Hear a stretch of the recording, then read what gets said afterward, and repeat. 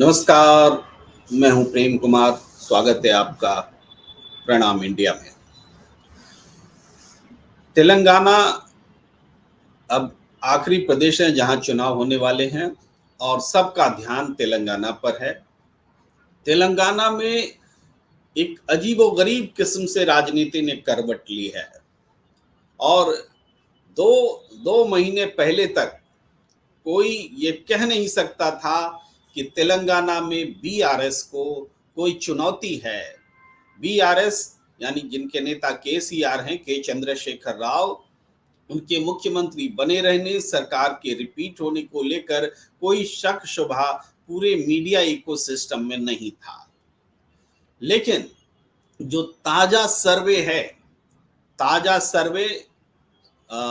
हम आपको दिखाने वाले हैं।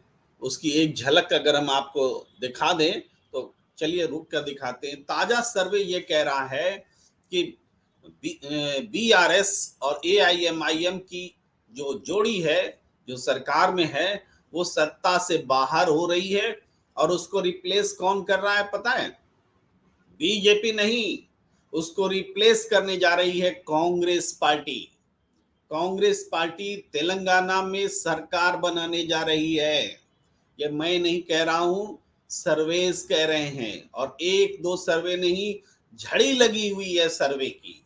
लेकिन अभी मैं ताजा सर्वे जो आया है उसको लेकर आना चाहता हूं। लेकिन उससे पहले जो आज जिस विषय को लेकर आया हूं उसका स्क्रीन पर मैं आपको बताना चाहता हूं कि तेलंगाना में भी कांग्रेस, बीआरएस, एआईएमआईएम, बीजेपी की हालत पतली।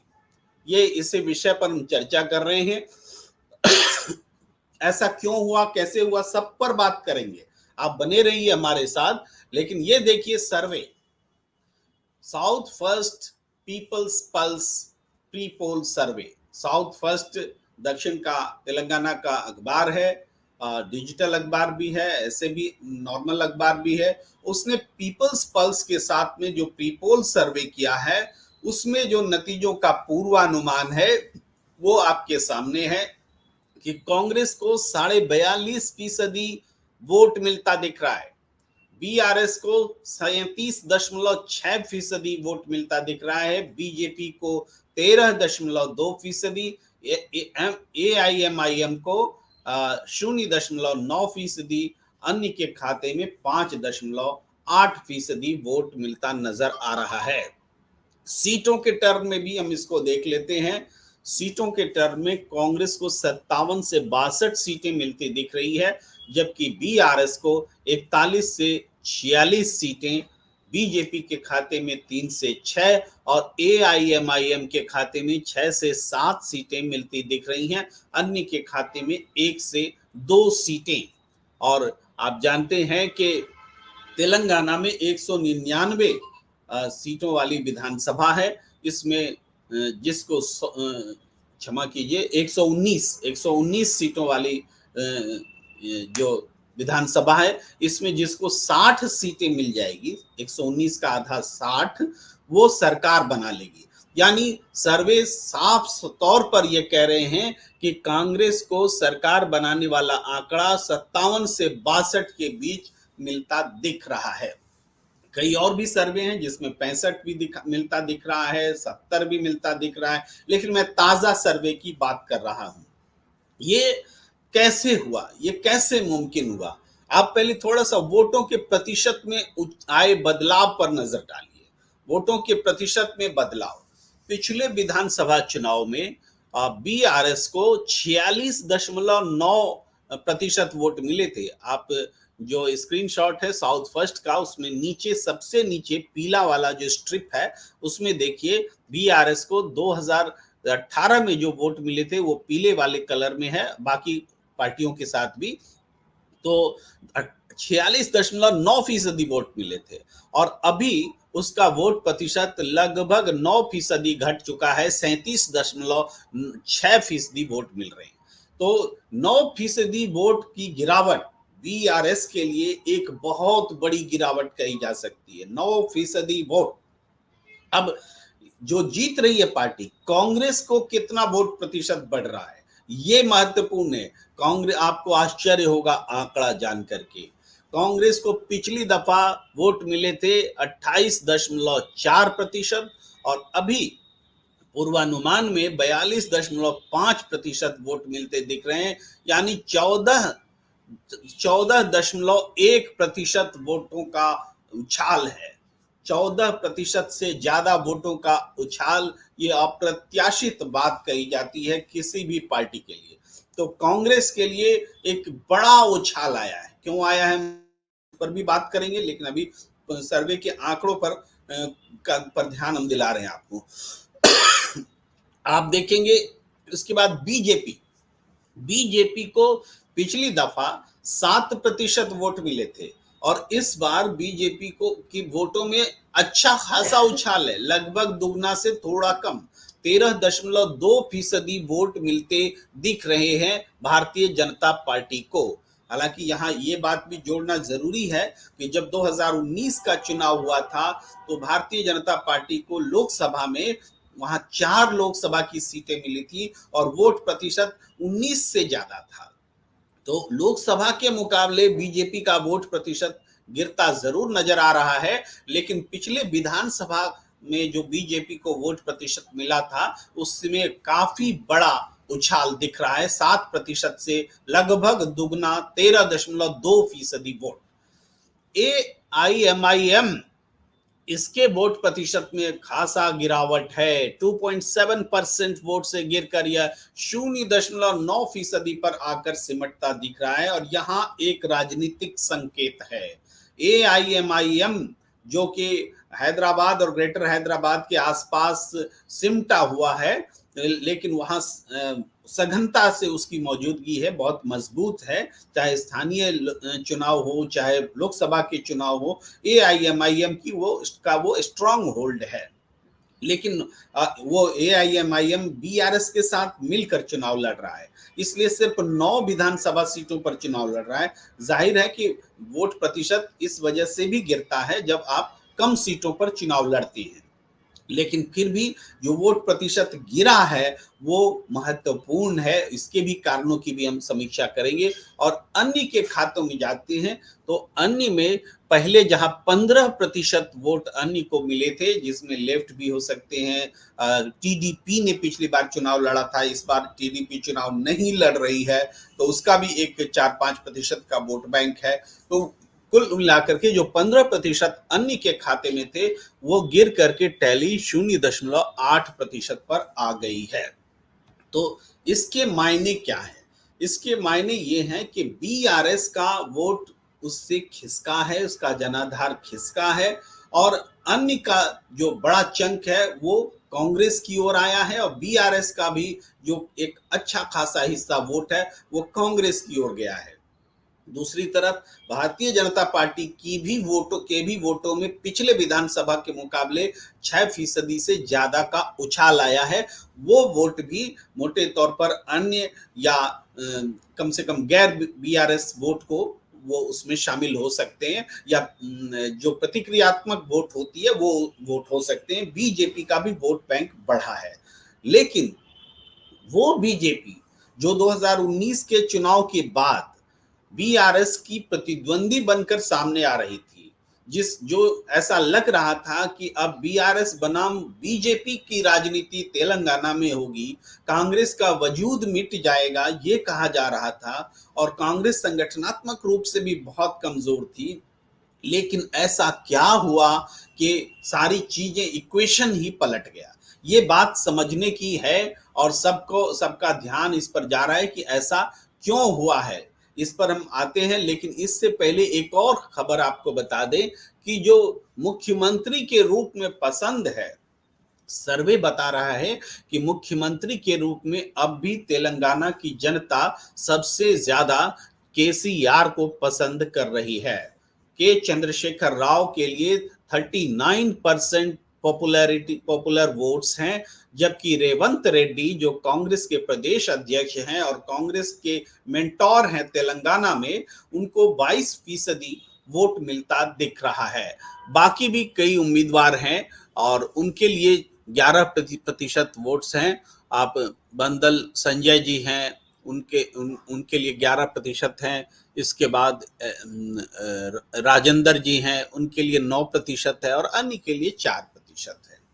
लेकिन हम ये देखते हैं, हमने बारंबार ये कहा है कि मुख्यमंत्री का जो पॉपुलर इनकम्बेंट मुख्यमंत्री होते हैं उनके लिए हमेशा पॉपुलर वोट्स ज़्यादा होता है, क्योंकि सामने वाला चेहरा एक तो बहुत पॉपुलर नहीं होता है, बहुत आइडेंटिफाइड नहीं होता है, जबकि मुख्यमंत्री के रूप में नाम को सब लोग जानते हैं।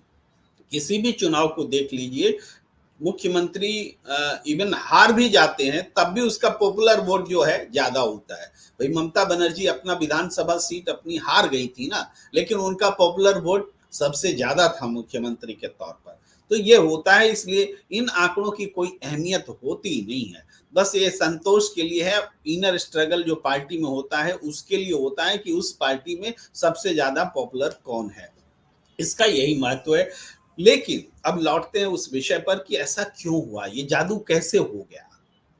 दरअसल कांग्रेस पार्टी जैसे कर्नाटक में चुनाव जीतती है, तो कर्नाटक चूंकि तेलंगाना से सटा हुआ प्रदेश है, तो तेलंगाना एक तो संसाधन का बहुत महत्व होता है चुनाव में। कांग्रेस संसाधन विहीन होती चली जा रही थी, तो ऐसे में बिना पैसों के, बिना संसाधनों के तो चुनाव लड़े नहीं जा सकते। लेकिन जो कर्नाटक के डीके शिव कुमार जी हैं, इन्होंने अपने दम पर ये तेलंगाना की पूरी पॉलिटिक्स को अपने हाथों में लिया कि इसको कैसे आगे बढ़ाना है, और उन सारे नेताओं को जोड़ना शुरू किया रेवंत रेड्डी के साथ मिल करके, जो कि युवा नेता हैं, मिल करके, और जो लोग पूर्व कांग्रेसी थे उनको पार्टी में लाना शुरू किया। और चूंकि एंटी इनकम्बेंसी बीआरएस के लिए बहुत ज्यादा थी, इसलिए इसमें सफलता मिलने लगी। जो नेता कांग्रेस छोड़कर बीजेपी में गए थे, जो नेता कांग्रेस छोड़कर बीआरएस में गए थे, जो नेता कांग्रेस छोड़कर टीडीपी में गए थे, उन सबको फिर से जोड़ा जाने लगा और इसमें सफलता मिलने लगी। अंदर खाने जब ये काम चल रहा था तब लोगों का ध्यान तेलंगाना में नहीं था, लेकिन जब चुनाव की प्रक्रिया तेज हुई, शुरू हुई, तो अचानक बड़ी संख्या में जब सत्ताधारी दल बीआरएस को छोड़कर लोग कांग्रेस में आने लगे, तो सबका कान चौंक गया कि ये क्या हो रहा है। किसी भी प्रदेश में बहुत मार्केबल बात है कि अगर सत्ता में कोई पार्टी है और उसको छोड़ करके कोई किसी दूसरे खेमे में जा रहा है, तो इसका मतलब है कि सत्ता कमजोर हो रही है। ये हम उस समय की बात नहीं करते कि जिसको टिकट नहीं मिला वो पार्टी छोड़ देते हैं, वो तो टिकट के बंटवारे के समय की बात होती है। वो बंदर कूद बंदर जो होता है वो अलग बात होती है। लेकिन टिकट बंटवारे से पहले, चुनाव की प्रक्रिया शुरू होने से पहले, जब ये ट्रेंड दिखने लगे कि सत्ता का खंभा छोड़कर कोई किसी दूसरे खंभे की ओर जाने लगे, तो ये सत्ता के लिए खतरे की घंटी होती है। अब बीआरएस सरकार के असंतोष को भुनाने के लिए कोई पार्टी थी ही नहीं। बीजेपी, जो कि जिससे उम्मीद की जा रही थी, बीजेपी ने तेलंगाना को टेकन फॉर ग्रांटेड लिया। अब ये समझिए कि बीजेपी ने तेलंगाना में कोई पूरा वक्ती अध्यक्ष तक नहीं रखा। भाई केंद्रीय मंत्री हैं जी किशन रेड्डी, उनको उन्होंने तेलंगाना का प्रभार दे दिया। अब तेलंगाना में वो केंद्रीय मंत्रालय संभालना अपने आप में बहुत बड़ा काम होता है केंद्रीय मंत्री का। अब वो पार्टी संभालेंगे, ये भी अपने आप में बड़ा काम होता है। एक व्यक्ति इन दो काम को कैसे जस्टिफाई कर सकता है? तो ये बीजेपी की गंभीरता जो थी, या कम गंभीरता बोलिए, आपराधिक भी है पार्टी के नजरिए से देखे तो, उसको दर्शाता है कि तेलंगाना को बीजेपी ने उतनी गंभीरता से नहीं लिया। तुलनात्मक रूप में कांग्रेस ने पूरी गंभीरता दिखलाई। नतीजा ये हुआ कि एंटी बीआरएस जितने भी माहौल था, नेता थे, लोग थे, वो कार्यकर्ता थे, वो कांग्रेस की तरफ शिफ्ट होने लग गए। और ताजा तरीन उदाहरण तो ये है कि भारतीय जनता पार्टी से जो कि जिस नेता ने बीजेपी का तेलंगाना में घोषणा पत्र बनाया, वो नेता भी कांग्रेस में चला आया। भाई वो हीरोइन विजया शांति, जो बीजेपी में थी, बीजेपी का चेहरा थी, वो बीजेपी छोड़कर कांग्रेस में चली आई। तो ये बीजेपी छोड़कर कांग्रेस में आना ये भी बड़ा सिम्टम्स था। इसका मतलब है कि बीआरएस के इकोसिस्टम को चैलेंज देने वाली शक्ति के तौर पर बीजेपी की पहचान क्रमशः खत्म होती चली गई और कांग्रेस की मजबूत होती चली गई। नतीजा ये हुआ कि बीजेपी कमजोर हुई और इस बात को पुख्ता करने के लिए कांग्रेस ने मेहनत कम नहीं की और नरेंद्र मोदी जी ने आत्मघाती गोल भी किया, उसकी भी मैं चर्चा करूंगा।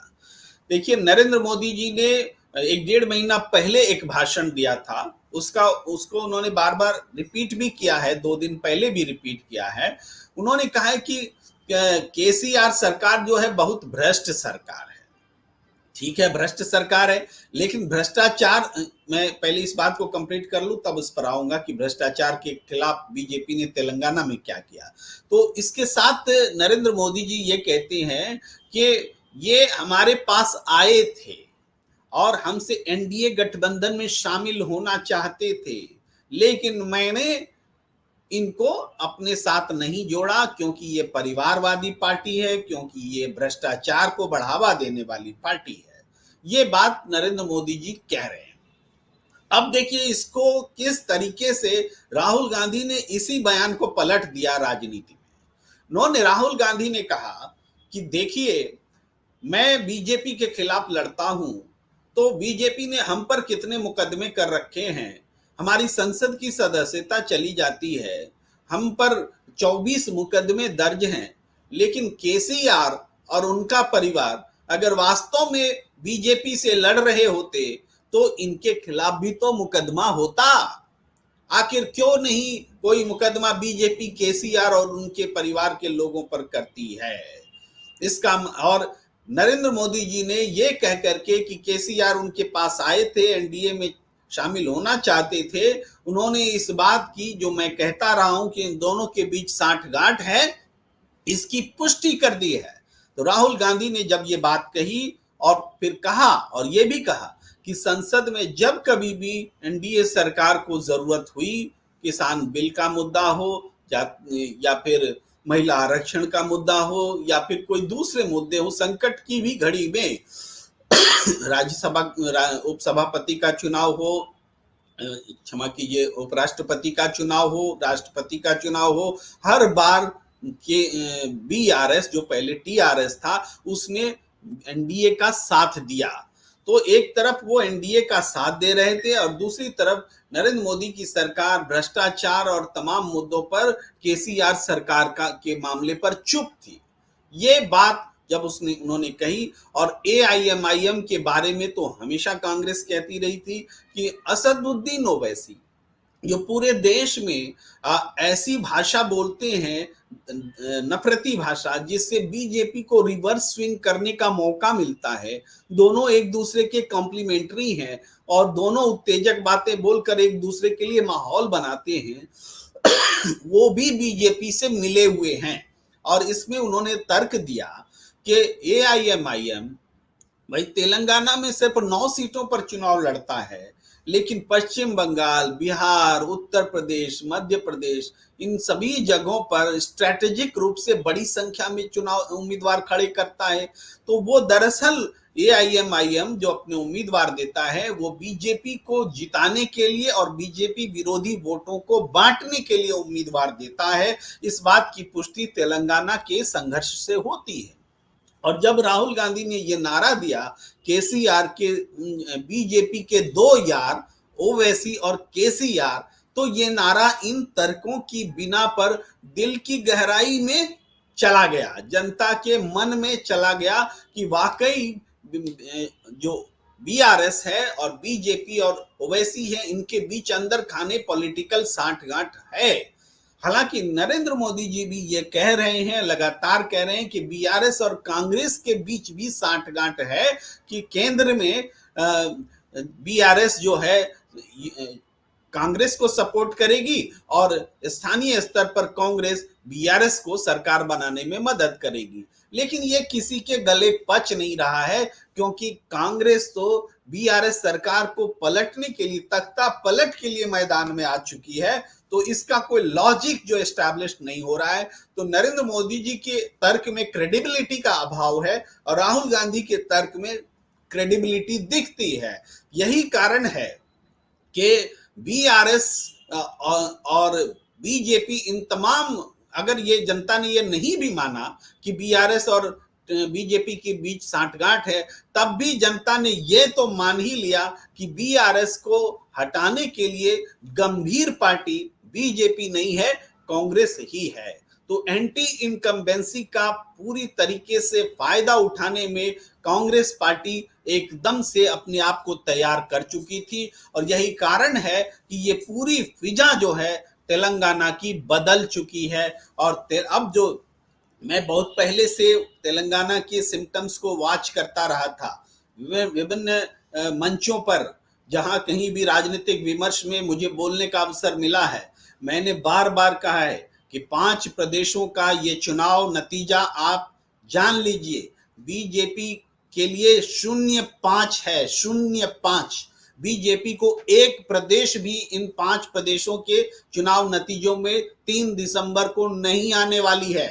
और नरेंद्र मोदी जी ने जो कहा है कि 3 दिसंबर कांग्रेस छूमंतर, दरअसल वो पनौती साबित होने वाली है और खुद बीजेपी छूमंतर हो जाएगी 5 प्रदेश में। ये तो बाद में एड ऑन हुआ ये फैक्टर छूमंतर वाला, लेकिन मैं बहुत पहले से इस तरीके से एनालाइज करता रहा हूं और सभी प्रदेशों की पर बारीक नजर हमारी रही और हमने हमेशा इसको बताया है। और आज ये वक्त ये साबित कर रहा है कि तेलंगाना जैसे प्रदेश में भी जहां पर कि कांग्रेस के आने के और बीआरएस के जाने के कोई आसार नहीं थे, वहां भी कांग्रेस ने अपने लिए जगह बना ली है।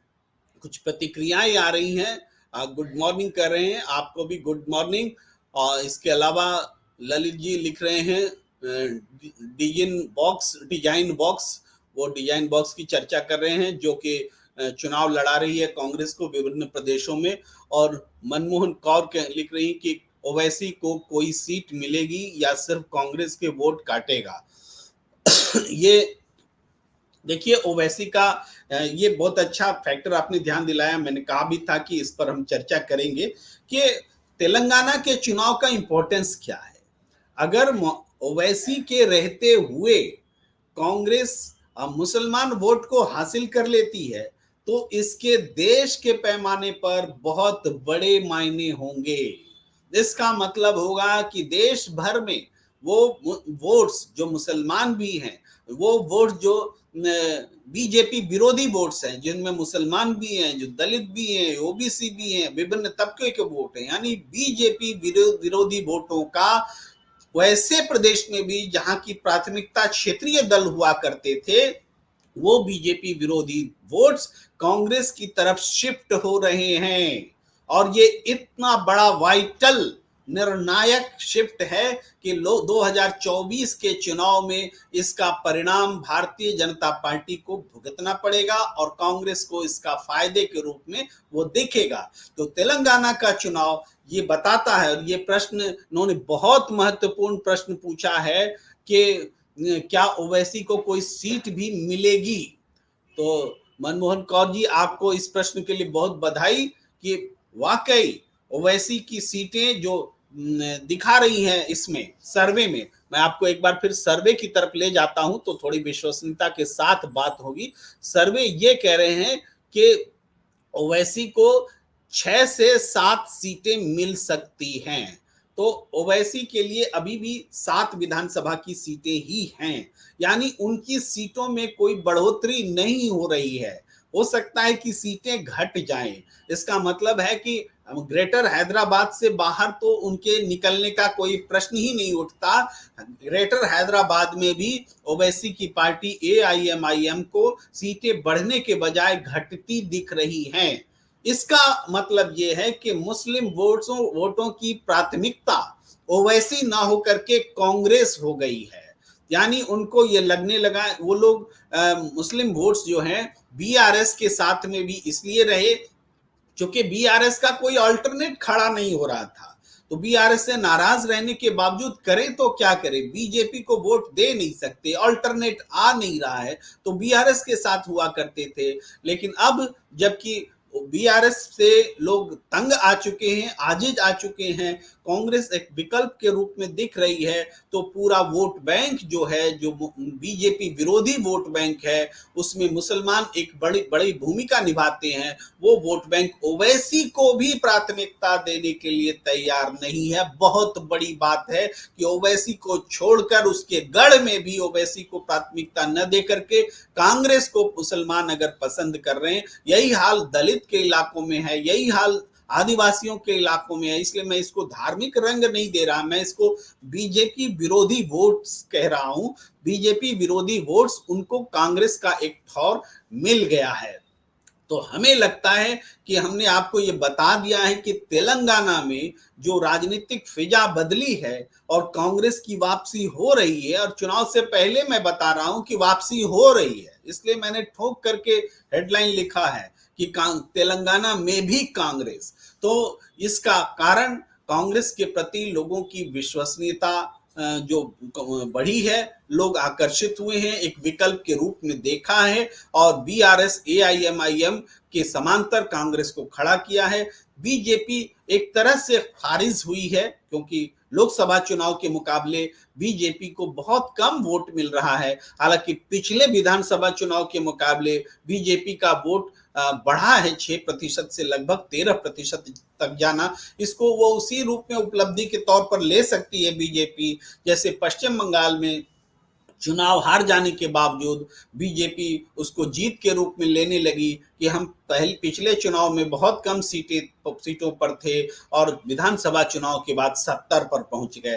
तो उतनी बड़ी उपलब्धि तो तेलंगाना में मिलेगी भी नहीं, लेकिन फिर भी वो वोट के रूप में संतोष कर सकती है। और सीट्स के रूप में हम देख सकते हैं कि बहुत कम सीटें सर्वे में दिख रही है बीजेपी के लिए।